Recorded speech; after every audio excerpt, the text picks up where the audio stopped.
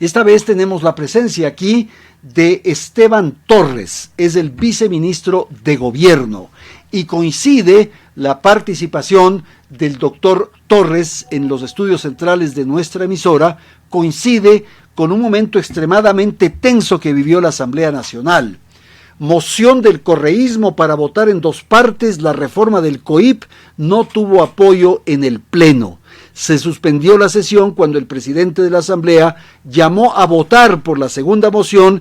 Algunos legisladores, particularmente de la bancada correísta, abandonaron la sala y en tal virtud el Parlamento quedó sin el quórum. Doctor Torres, bienvenido entonces, gracias por estar en la emisora.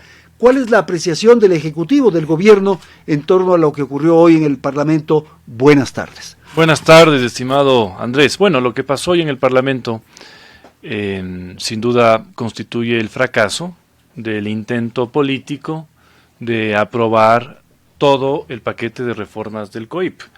Se habían tenido diálogos previos entre las bancadas, porque el diálogo jamás se cierra en este gobierno, para apoyar la postura del gobierno de dividir esta aprobación del COIP en 3 bloques, aislando en un bloque aquellas reformas que muchos creemos que son inconvenientes, como la ampliación del recurso de revisión y otro tipo de cosas, y para el gobierno también aislando aquellos temas que ya se van a tratar en la consulta popular y diferenciando de los temas que sí creemos que eran positivos, como aumento de penas o modificación de ciertos delitos.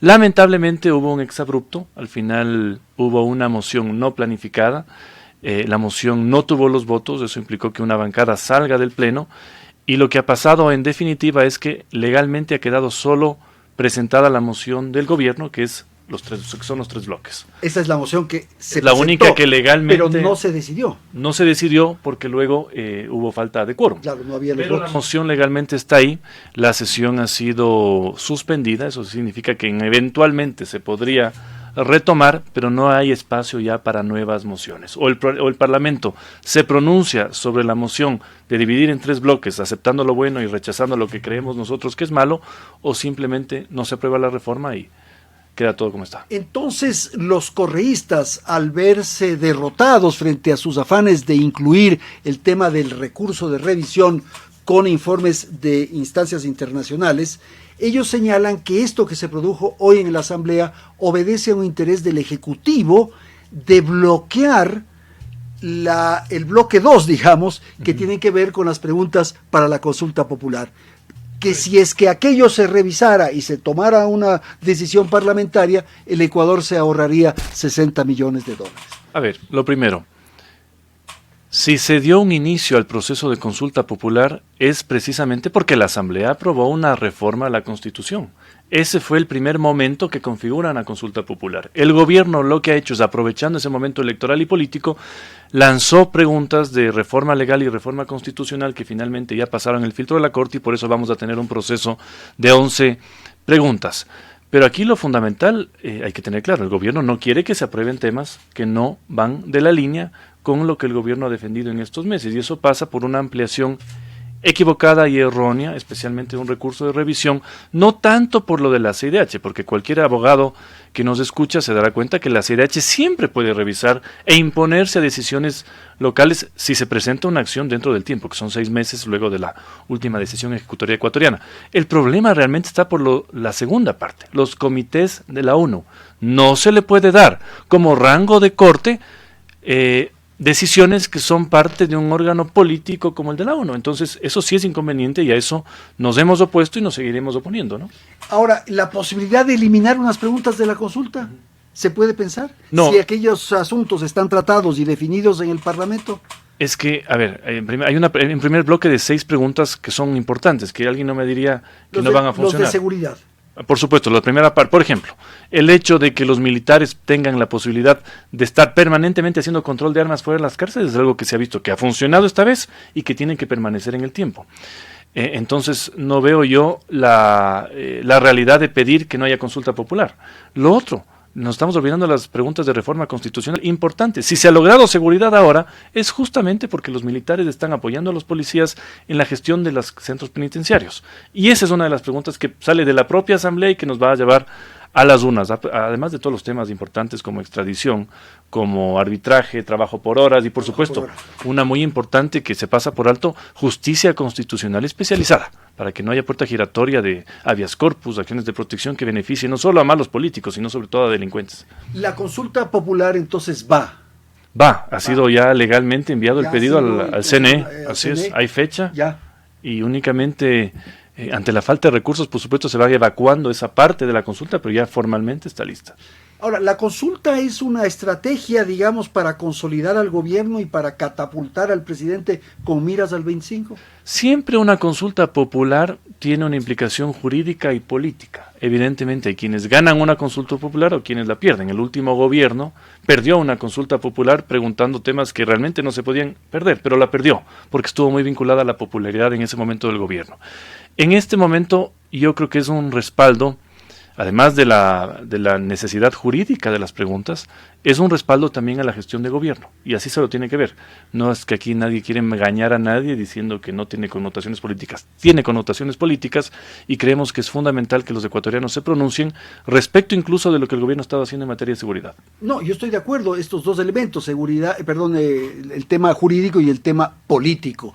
Y entonces la exigencia del país es que se aproveche este momento para llevar adelante una propuesta, una reforma de transformación estructural. Sin duda lleve alguna. adelante unas condiciones mejores de gobernabilidad y de conducción institucional del país. Por ejemplo, el Consejo de Participación Ciudadana, en fin, habían algunos temas que podían plantearse. Habían algunos temas, exploramos muchos de esos temas. Había también uno de los riesgos de que preguntar exactamente lo mismo que ya se preguntó en algún momento podía darse de baja por parte de la Corte, por eso es que ciertos temas no se trataron. Pero más allá de eso, para nosotros lo fundamental este momento es no solo que permanezca en el tiempo el esfuerzo de seguridad, y por eso la consulta popular también puede ser un alivio para el gobierno, para no renovar permanentemente los decretos de excepción, porque si se cae el decreto de excepción o no continúa, los militares tienen que salir. Claro. Un nuevo marco legal permitiría que esto se dé en el tiempo, y eso es lo que necesitamos. Y por supuesto, la connotación también de un tema económico, de confianza, que una consulta tenga una victoria de quien la propuso, que en este caso sería el gobierno, es un gran mensaje como el que se ha dado ya a nivel legislativo las últimas semanas, de miras a que internacionalmente vean que hay gobernabilidad y nos puedan abrir las puertas, especialmente de financiamiento fresco que nos hace falta para cubrir el déficit. Ahora, doctor, ¿usted participó en la elaboración de las preguntas? ¿Usted trabajó en eso? Yo participé en el segundo bloque de preguntas. En la segunda los de reforma, tanda de preguntas. Así es, esa fue competencia mía. Perfecto. ¿Cómo es la relación del Ejecutivo con la Asamblea? Muy buena. Y particularmente con los dos o los tres grupos que plantearon o que manifestaron su decisión de arranque parlamentario con la designación de las autoridades: correísmo, socialcristianismo y el movimiento del gobierno. La relación es buena, dice usted. Es buena en el punto de que hay diálogo permanente y no cerramos los teléfonos jamás. A eso entendemos una relación madura política. No significa que en todo estamos de acuerdo, y creo que se ha visto y es evidente que no estamos de acuerdo en todo, pero eso no implica que primero se llega al ataque personal, que es lo que a veces cierra la puerta ya política del diálogo, o que estén excluidos otros actores de ese diálogo. Y usted habrá visto que la mayoría de leyes han pasado no con el apoyo de 70 legisladores, con el apoyo de asambleístas independientes, asambleístas de Construye, incluso los que se identifican como gente buena. Es decir, creo que ha habido sintonía respetando las diferencias políticas y esperamos que así se mantenga. Y esperamos que esa madurez en un año preelectoral se mantenga también en el resto de grupos políticos como la está manejando el gobierno. ¿Cuál es la posición del gobierno respecto al anunciado juicio político en contra de la fiscal Diana Salazar? De no respaldar ese juicio, el presidente ha sido claro, yo lo ratifico el día de hoy, la bancada de ADN no va a votar a favor de ese juicio político en contra de la fiscal general. ¿Cómo va a definirse el tema de la ley tributaria? Ayer se registraron algunas noticias contradictorias, en fin, sobre el incremento del IVA al 13 o al 15%. ¿Cómo cree usted que va a ser planteado el veto parcial del presidente? Bueno, el veto ya no va a existir. Entonces, ¿qué? Es únicamente la puesta en marcha de lo que ya está escrito. ¿A qué me refiero? Lo que se aprobó es que sea... Va a poner más bien el ejecútese. Por supuesto. Es que al no existir veto... ¿No hay ningún articulado de esa ley que merece ser observado? O sea, va a ser aprobado Sí. totalidad de la ley. Sí. De hecho, eso va a quedar como está. Lo que está pendiente todavía es la ley habilita un punto permanente que todavía no entra en vigencia porque eso es decisión también del Ejecutivo y 2 puntos de forma temporal también luego de que venga un informe del Ministerio de Finanzas. ¿Qué es lo que puede pasar? Que hay una decisión política que todavía no se ha dado de que desde el 1 de abril, desde el 1 de mayo, el porcentaje del IVA estará diferente al 12. Genera o crea una banda, digamos, que se puede mover entre el 13 y el 15. Sin duda. Hay uno permanente, un punto permanente y el otro que depende de informes. Ya, yo quisiera dar lectura a una información que tengo aquí a la mano que me permite entrar al otro punto de la conversación, que es el asunto de la seguridad. Dice, Ecuador supera en tasa de homicidios a Haití. Registró 8.008 asesinatos en el 2023. ¿Cómo leer esto? ¿Cómo entender esto? Bueno, la magnitud del problema, que ya le superamos a Haití, y recuperar ese Ecuador es muy complicado. Son los datos justamente del 2023. Y es la realidad que ha cambiado en estos primeros meses del 2024, al punto de que, por ejemplo, ¿qué es lo que pasó en los primeros días luego del decreto de declaratoria de guerra interna? De 28,7, que era el promedio de muertes violentas en el Ecuador, altísimo por supuesto, empezamos a ver que diariamente bajaron los números a 5, a 6, a 5, a 7. Y finalmente, luego de más o menos un mes ya de que sucedió, la tendencia se ha quedado, y esperamos que esto siga, reducida ya a un 10. Es decir, de 28 bajamos a 10, con la sola declaratoria de guerra y las acciones de gobierno, policía y Fuerzas Armadas. La idea es que esto continúe, permanezca. Lamentablemente experimentábamos el mismo problema que vivía El Salvador, que era descontrol en las cárceles y centros de operaciones desde las cárceles. Por eso hemos visto que la acción contundente de gobierno, militares y policía en las cárceles ha permitido controlar de alguna manera el problema. El reto es sostener esto en el tiempo. El reto es que no vuelva a pasar lo que pasaba antes con otros gobiernos, donde había piscinas, discotecas, salas de cine, centros de operaciones, internet en las cárceles, la vista y paciencia de todos. Entonces eso ha cambiado. Pero la idea es sostener que no haya nuevamente una descontrol en esas cifras, porque el gobierno no mide su éxito por las toneladas incautadas, que han incautado como nadie. De hecho, solo en una sola incautación casi $1.000 millones en droga en Vinces, pero mide más bien por las vidas salvadas, y así tenemos que continuar. Y usted dice, así tenemos que continuar. ¿Eso significa que se va a extender este estado de excepción, Sin duda, decreto que emitió el presidente? Este momento no vemos 30 días más. Sí, este momento no vemos otra opción, porque sacar a los militares del control de las cárceles sería nefasto luego de lo que se ha logrado. Por eso es importante el respaldo de la ciudadanía en la consulta popular, porque tenemos la consulta ya para que permanentemente y sin solo decretos de excepción puedan apoyar los militares en gestiones, para que puedan hacer controles permanentes de armas, porque el problema se ha visto que están recontraarmados en las cárceles y eso es lo que esperamos sostener, ¿no? No vemos todavía, muchos dicen, ¿cuál es la fecha de la finalización de la guerra? Uno sabe cuándo empieza, pero jamás se sabe cuándo termina. Ahora, en una guerra hay un momento en que hay que firmar una especie de tregua, de paz. ¿Ustedes están dispuestos a negociar con los grupos? Jamás.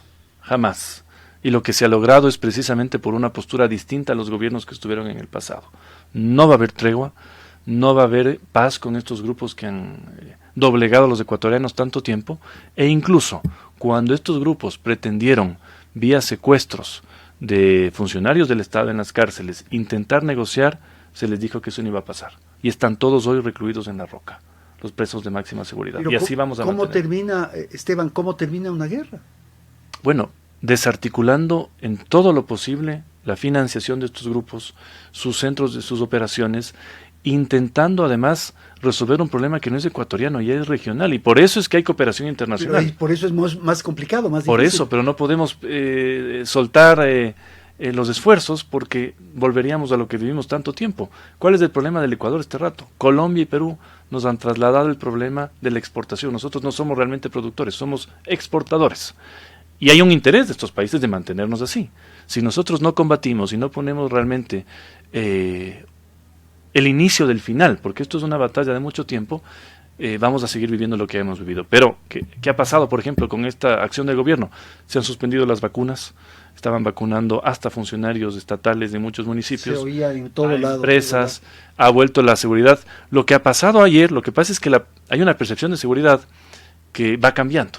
Lo que ha pasado ayer no tienen idea cuántas horas nos costó. ¿A qué se refiere lo de ayer? Al concierto de Luis Miguel. Hace un mes, tener a 35,000, 40,000 personas en un estadio era impensable. Y lo que ha pasado ayer nos deja mucha tranquilidad. No hay un solo lesionado siquiera por bailar luego del evento y esperamos que esa tranquilidad se mantenga, pero eso significa no soltar absolutamente nada. Claro, ahora mismo hay este partido de la Liga que comentamos al inicio. Pero era impensable hace un mes. Se tiene previsto este fin de semana la Noche Amarilla aquí en Quito y es verdad. Ahora, expertos o analistas comentan que en este tipo de acciones las bandas o estos grupos narcoterroristas frente a la ofensiva de Fuerzas Armadas o de las Fuerzas del Orden se repliegan, Esteban. Entonces se repliegan, pero en cualquier momento nuevamente... Sin duda. Y de la inteligencia que tenemos, no está todo terminado porque existamente se han replegado en muchos lugares y por eso usted habrá visto que el estado de excepción permite entrar a las casas a sacarlos de las orejas. Y eso va a continuar, porque... y no solo es a la persona que está en la calle, es desarticular la verdadera estructura, que hubo un operativo incluso con España y Ecuador que entra a desarticular económicamente ese tipo de cosas. Pero vea lo que dicen los presos. De hecho, hoy estuvieron en Cotopaxi los presos agradeciendo la acción del gobierno porque les vacunaba. Imagínense, una persona pobre que está presa por una vez tenía que pagar $500 para sobrevivir en la cárcel. Es decir, no solo vacunaban afuera, vacunaban adentro. Y eso ha parado gracias a la acción de gobierno. ¿Qué ocurre con ese grupo, ese colectivo de alrededor de 9,000 personas que han sido detenidas? ¿En qué condiciones están? ¿Cómo se los va a procesar? ¿Hay que darles de alimentar, de comer? Digamos, ¿qué pasa con esa gente? Una persona no pierde sus derechos por estar ni en detención, e incluso por estar presa. Todo eso se está respetando. Hay que diferenciar a aquellos que sí tienen una vinculación directa con temas de terrorismo. Judicialmente ellos están en manos de los jueces de anticorrupción, que son jueces nuevos que se constituyeron hace poco, y el resto está también en procesos de investigación. Lamentablemente, no por falta de espacio, que hace falta espacio en las cárceles, se puede dejar libre a la gente. Entonces, ha sido un esfuerzo grande que se hace. Por eso también, para evitar el hacinamiento, el gobierno tiene ya prevista la expulsión, deportación en algunos casos de los extranjeros que están en nuestras cárceles consumiendo recursos, porque no sé si se sabe esto para la ciudadanía. Nos cuesta más un preso diariamente que darle un desayuno escolar a cada niño ecuatoriano, ¿no? Y ese proceso de repatriación o de expulsión, como se llame técnicamente, está en camino. Está listo. No va a ser todo de golpe. Son alrededor de 2.500, 3.000 presos que podrían ser devueltos a sus países. Vamos a hacerlo poco a poco, pero ha habido un proceso complicado jurídico, no es tan sencillo, y de Cancillería con el resto de autoridades en los otros países para que haya ese entendimiento, especialmente con Colombia, con Perú y bueno, con Venezuela han habido ciertos detalles, pero no por eso vamos a detener el proceso. Quiero abordar rápidamente el tema de la economía, que si bien es cierto no es el rubro, digamos, que corresponde directamente a su oficina, a su despacho, pero que tiene implicaciones políticas. Y es que el presupuesto, por ejemplo, general del Estado, por las condiciones de la Constitución fundamentalmente, establece estas preasignaciones. Entonces la posibilidad de maniobra, de utilizar esa herramienta para el funcionamiento del país se vuelve muy, muy difícil. Y uno dice, el gobierno está atado porque no puede manejarse y el aspecto social está descuidado. A ver, es realmente una camisa de fuerza la Constitución en tema de presupuestos. Se ha presentado ya un presupuesto priorizando los temas que creemos que tienen que ser la prioridad del gobierno en este tiempo, que fundamentalmente van por el tema seguridad, el tema social, y no descuidar ni educación ni salud. Hay esfuerzos importantes de reducción también de personal. Da pena porque hay buenos funcionarios pero que han tenido que salir. Le voy a dar un ejemplo. En el Ministerio de Gobierno hay subsecretarías. Habían subsecretarías que antes de la llegada de este gobierno funcionaban con 30 personas. Hoy están funcionando con 8. Y estemos haciendo que las cosas funcionen bien. Y eso significó que no se renovó contratos ocasionales de muchas personas. Entonces hay un esfuerzo complicado, Pero a nivel económico, ¿qué es lo importante? Primero, hay una pregunta que esperamos que gane la consulta, que es el trabajo por horas, que vinculada a un plan agresivo y positivo de afiliación de jóvenes le puede permitir a muchos jóvenes sin posibilidades tener su primer ingreso al mercado laboral, empezar a cotizar ya en el seguro social y a generar un historial que luego les va a ser beneficioso. Hay algunos datos también ya de empleabilidad luego de la última ley aprobada por el gobierno, pero ¿cuál es nuestro interés luego de haber logrado el tema de seguridad y que con el reto de sostenerlo? Que haya ese nuevo amanecer económico que les permita a los ecuatorianos ya no pensar en dejar el país, sino quedarse acá. Y eso implica manejar macroeconómicamente las cosas para buscar esa barrera de los 1.000 puntos de riesgo país y abrir ya nuevas fuentes de financiamiento para todos. En este momento estamos en 1.500. Y la aspiración es bajarlo a 1.000. La idea es que en abril se acerque a los 1.000 puntos, pero eso implica confianza internacional, gobernabilidad en el país, y seguir haciendo lo que se está haciendo, ¿no? Y no perder el tema de la seguridad. Doctor, y ya que hablamos de economía, hay un foco de tensión que es el de los gobiernos locales, de los municipios y las prefecturas. Están muy inquietas, más aún con oportunidad de estas lluvias que se han registrado estos últimos días. ¿Qué está pasando con la asignación de esos dineros a los gobiernos locales? A ver, el gobierno pasado dejó una deuda de casi 3 meses con los gobiernos autónomos descentralizados. No solo con ellos, con casi todo el Estado ecuatoriano, especialmente con los proveedores. Curiosamente, y eso no sé por qué todavía no ha sido motivo de investigación periodística, las últimas semanas del gobierno anterior se pagaron a proveedores muy cercanos al gobierno, en varias entidades, y el resto quedaron impagos. ¿Qué le pasó a este gobierno? Lejos quizás de culparle de todo al gobierno anterior, comenzó a asumir las deudas. Hubo un esfuerzo muy grande hasta diciembre, antes de la declaratoria de guerra, con planes para cumplirles a todos los municipios, especialmente a los más pequeños que no tienen capacidad propia de generación de recursos. Eso sí se descuadró con la declaratoria de guerra. Y porque esos recursos se destinaron a totalmente, claro. Totalmente. Entonces eso implicó nuevas formas, por ejemplo, cruce de cuentas con los GATS, ellos tienen créditos con el BEDE, tienen cuotas con el IES y más cosas. Entonces hubo que ser bastante creativos.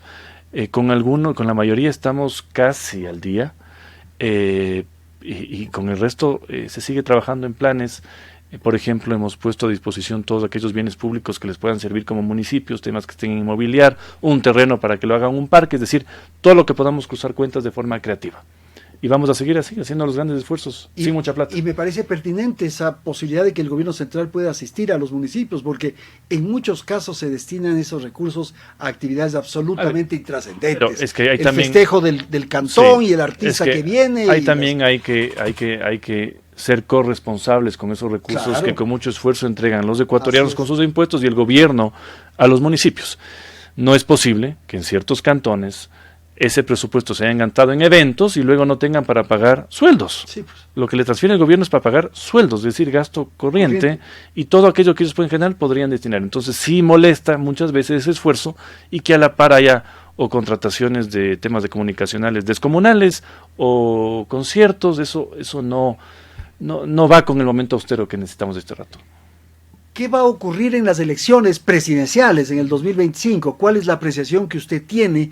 Y hay una curiosidad, ¿qué va a suceder en ese tramo final, digamos, de la campaña? ¿El presidente Noboa va a encargar el poder a Verónica Abad?